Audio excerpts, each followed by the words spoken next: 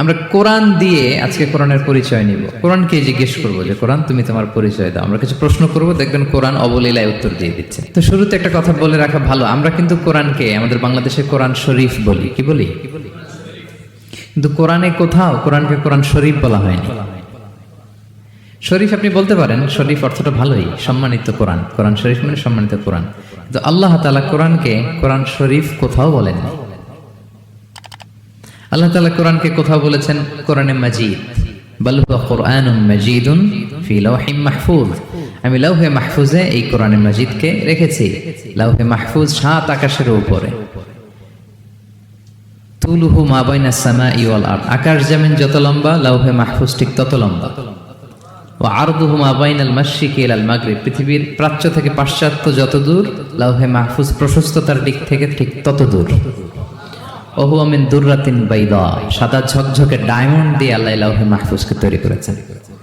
এটা হচ্ছে কোরআনের বাড়ি 7 আকাশের উপরে। তা আল্লাহ বলেছেন বাল হুয়া কুরআনুম মাজিদ, কোরআনে মাজিদ বলছেন আল্লাহ, কোরআন শরীফ বলেন নাই। আরেক আয়াতে আল্লাহ তাআলা বলেছেন ইয়াসিন, তারপরে কি ওয়াল কুরআনিল হাকিম। তাহলে আরেক আয়াতে কোরআনে হাকিম বলেছেন, প্রজ্ঞাময় কোরআন, কোরআন শরীফ বলেন নাই। সূরা ওয়াকিয়ার আরেক আয়াতে আল্লাহ তাআলা বলেছেন ইন্নাহু লাকুরআনুন কারীমুন ফি কিতাবিম মাকনুন, এখানে বলেছেন কোরআনে কারীম। সূরা হিজরের এক আয়াতে আল্লাহ বলেছেন কোরআনে আযীম, ওয়ালাকাদ আতাইনাকা সাবআম মিনাল মাসানি ওয়াল কুরআনাল আযীম। নবী হে, আপনাকে আমি নিত্য পাঠনীয় সপ্ত বাক্য দিয়েছি আর কোরআনে আযীম দিয়েছি। তাহলে আল্লাহ বললেন কোরআনে মাজিদ, তিনি বললেন কোরআনে হাকিম, তিনি বললেন কোরআনে কারীম, কোরআনে আযীম। কিন্তু এগুলো সব থেকে আমরা কি বলি? কোরআন শরীফ বলতে পারেন, অর্থ ভালোই, কিন্তু কোরআনে নাই, আল্লাহ তাআলা বলে নাই। আসুন কোরআন শরীফ বলার পাশাপাশি আমরা কোরআনে কারীম, কোরআনে মাজিদ এগুলো বলতে অভ্যস্ত হই, কারণ এভাবেই কোরআনকে পরিচয় দিয়েছেন আল্লাহ তাআলা। পারা যাবে তো ইনশাআল্লাহ? শুধু কোরআনই কোরআনের নাম নয়, এছাড়াও কোরআনের আরো অনেক নাম কোরআনে খুঁজে পাওয়া যায়। যেমন কোরআনের একটা নাম হচ্ছে আল কিতাব। কোরআনের একটা নাম কি? আল্লাহ তাআলা বলছেন মা ফাররাতনা ফিল কিতাবি মিন শাই, এই কিতাব, এই কোরআনে আমি কোনো কিছু বাকি রাখি নাই, সব বলে দিয়েছি। সব, ব্যক্তি জীবনে, পরিবারে, সমাজে, রাষ্ট্রে, রান্নাঘর থেকে শুরু করে বঙ্গভবন পর্যন্ত, কাঁথা সেলাই থেকে শুরু করে মহাকাশ পর্যন্ত সব আল্লাহ কোরআনে বলে দিয়েছেন, কিছু বাকি রাখে নাই।